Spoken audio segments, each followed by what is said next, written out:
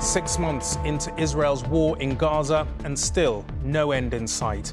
Israel claims it is a step away from victory, but as the humanitarian crisis only deepens, international pressure continues to grow.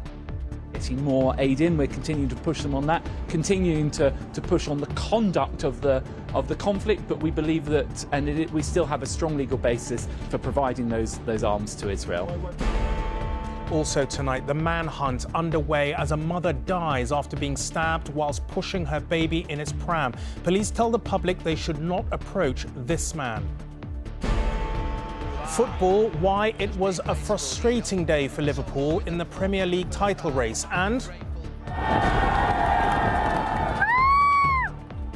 across the finish line after more than 380 marathons, the story of the Brit who ran the length of Africa.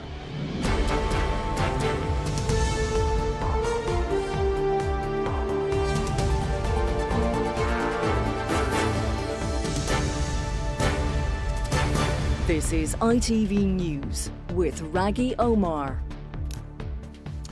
Good evening. It is 6 months to the day since Hamas launched its assault on southern Israel, killing 1,200 civilians and kidnapping hundreds more. Israel's response? A war in Gaza, with the death toll now estimated at more than 30,000 Palestinians. And yet, Israel's stated aims from the start of the conflict remain elusive. Hamas is still active. Israeli hostages are still held. But faced with growing domestic disillusion, Prime Minister Benjamin Netanyahu today claimed Israel to be a step away from victory. From Tel Aviv, here's our senior international correspondent, John Irvine. The leaves they're picking are used in herbal medicine and don't provide much sustenance. However, this family in northern Gaza should soon get proper food because humanitarian aid is no longer a bargaining chip at the negotiating table. While starvation did not make Israel's enemies in Hamas blink, it did make its allies in Washington do so. And consequently, having scared off most aid agencies, Israel has been forced by the Americans to take more responsibility for ensuring that Gaza gets fed.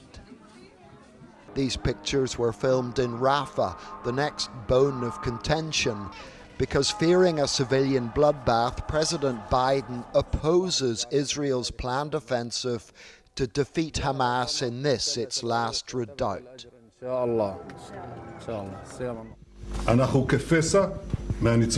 Today's assertion by Mr. Netanyahu that Israel is one step from victory seemed doubtful, given the unexpected IDF withdrawal from southern Gaza with Rafah still unconquered. A pullout is a key Hamas demand, and during last week's testy phone call, Mr. Biden told the Israeli Prime Minister to empower his negotiators to conclude a deal without delay. That's what these protesters want as well.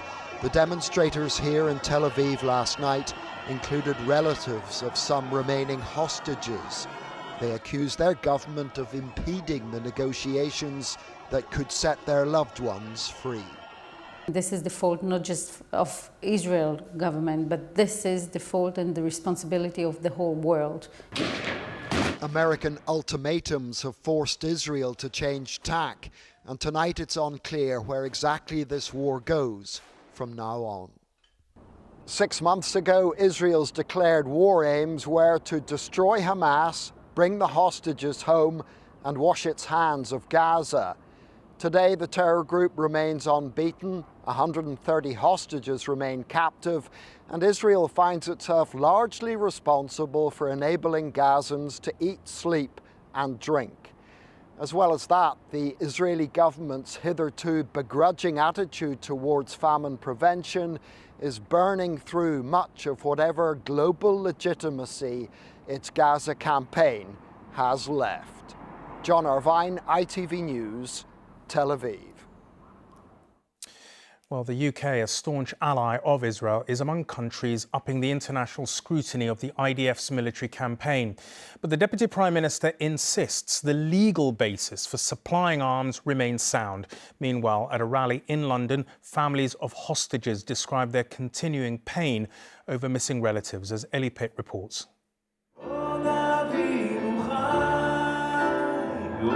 In a synagogue 3,000 miles from the war, British veterans and actors gathered to support the families of those held hostage in Gaza. He's my only uncle. Ayala doesn't know if her uncle is still alive. Our life cannot be normal again until we have something about my uncle. I'm just dealing with this. I'm just, thinking about him all the time since I wake up in the morning until I'm going to sleep. I have nightmares.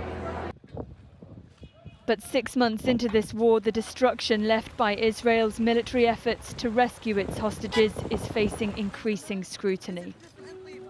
And the Israel Defence Force's killing of 3 British aid workers last week has shaken UK political support. Writing in the Sunday Times today, Lord Cameron said, "Our backing is not unconditional. We expect such a proud and successful democracy to abide by international humanitarian law." And whether Israel is following that international law is a question UK opposition parties now want answering. There are real concerns that there have been breaches in international humanitarian law, and if there's a clear risk, according to our laws and rules, we must suspend arms sales. The Deputy Prime Minister insists Britain's legal position is sound. People are getting more aid in. We're continuing to push them on that, continuing to push on the conduct of the conflict. But we believe that, we still have a strong legal basis for providing those arms to Israel. These families are looking for political certainty to keep the hope they'll see their loved ones again. Ellie Pitt, ITV News. Here, and a manhunt is underway tonight after a woman pushing her baby in a pram was fatally stabbed in Bradford yesterday afternoon. Police have urged the public to report sightings of 25-year-old Habibur Massoum. He is wanted on suspicion of murder. Our correspondent Sejal Karia is here. Sejal, understandable concern tonight. Yes, police have confirmed that the victim of this attack was a mother who was, as you say, pushing her baby in a pram when she was stabbed by a man who fled the scene. She died later in hospital and is yet to be formally identified. Police are now looking for Habibur Massoum, who they say was known to the victim, and are urging anyone who sees him not to approach him but to call 999 immediately. He's from Oldham and has links to Burnley and Chester. He was pictured on CCTV wearing a distinctive jacket and a light blue or grey tracksuit bottoms with a small black emblem on the left pocket and maroon trainers. A witness also reported him wearing a grey hoodie with the hood up after the attack on a busy Saturday afternoon in the Westgate area of Bradford. Police say a knife was recovered from the scene, but they cannot say if Mr. Massoum is armed. Yes, Sejal, thank you very much indeed. Now, some other news, and a murder investigation is underway close to Tottenham Hotspur Stadium in North London. Police were called to a nearby road just before 6 a.m. this morning. A man had been found unresponsive with multiple stab wounds and was pronounced dead at the scene. Tonight's match against Nottingham Forest did, however, kick off at 6 p.m. as planned. And in South London, a man and a woman have been arrested following the discovery of human remains in a park. Officers were called to Rowden Fields in Croydon on Tuesday. The suspects aged 44 and 48 were detained yesterday and remain in custody on suspicion of murder. Detectives say they are working around the clock in order to identify the victim. Now, separately, police investigating the grim discovery of a human torso wrapped in plastic and found at a nature reserve in Salford have arrested a 20-year-old man. He remains in custody on suspicion of murder. Detectives said today they are still trying to identify the victim, thought to be a man aged over 40 who only died a matter of days ago. More now from the scene from Rob Smith. Well, as police divers search the wetlands that form part of this vast nature reserve for any further trace of human remains, detectives are questioning a man in his 20s on suspicion of murder. He was arrested late last night. Officers say he is, quote, from the local area, and that arrest coming a short time after tests were carried out on that human torso found in this nature reserve on Thursday evening. Those tests revealing that those remains come from a man who's at least 40 years old. Our main focus at this time is establishing who our victim is, because at the heart of this investigation is a family somewhere who have lost a loved one, and this remains in our thoughts throughout the investigation.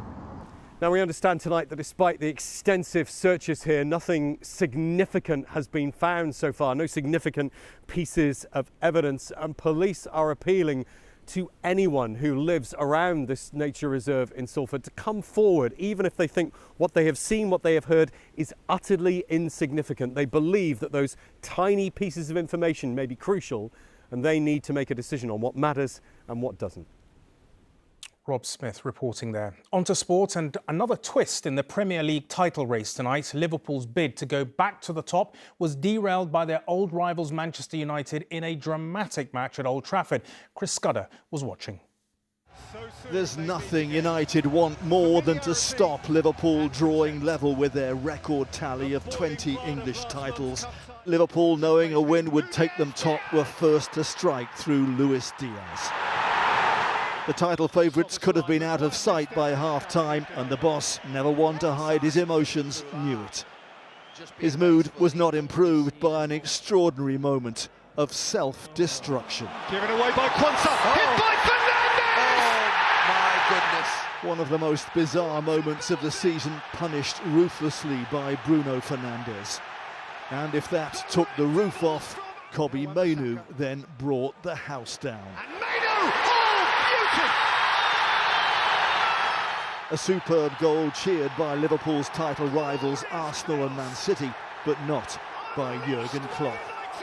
But the drama wasn't done. Penalty to Liverpool, and who else but Mo Salah saved the day. Rises to the moment again. Still, 2-2 meant 2 points dropped, and they end the weekend off the top of the table. Chris Scudder, ITV News. Well, in a season of dramatic finishes, there was another one in the latest Old Firm derby at Ibrox. Rabbi Matondo's goal in the 3rd minute of stoppage time saved the day for Rangers in a 3-3 draw after having been 2-0 down at one stage. The result means Celtic remain 1 point clear of Rangers at the top of the Scottish Premiership, but Rangers do have a game in hand. And finally, he calls himself the hardest geezer. And today, Russ Cook from Worthing in West Sussex proved his credentials as he finally completed a grueling year-long run. Over 10,000 miles, over 19 million steps. The 27-year-old has become the first person to ever run the entire length of Africa. Alex Isat now on the end of his truly epic challenge. And it's all over. Russ Cook, the self-proclaimed hardest geezer, is in the history books. Pushing his body to the limits, the ultra runner has become the first person to run across the entire length of Africa. Leaving his hometown of Worthing a year ago, the 27-year-old began his grueling 9,500-mile journey in Cape Agulhas, South Africa, before heading up the west coast and crossing 16 countries before finishing in Tunisia. He never stopped running through unbearable heat, sandstorms and blizzards. Yet the weather was the least of Russ's challenges. Stranded, kidnapped and robbed at gunpoint. You know, it was a very traumatic couple of days. It did properly wobble me. I can't dress it up any other way than that. But you know, I said at the start of this, it's run Africa or die trying. Even injuries wouldn't stop Russ, determined to finish his epic adventure. Documenting every step on social media, the highs So these are some dates. And the lows. Yes. He's raised hundreds of thousands for charity and inspired so many people, some joining him in the final leg. And although this challenge may be over, the next one is no doubt just over the horizon. Alex Isat, ITV News. Amazing achievement. And that's it from us for now. I'll be back at 10:05 with the latest news. From now, from the Weekend team, goodbye. Thanks for watching.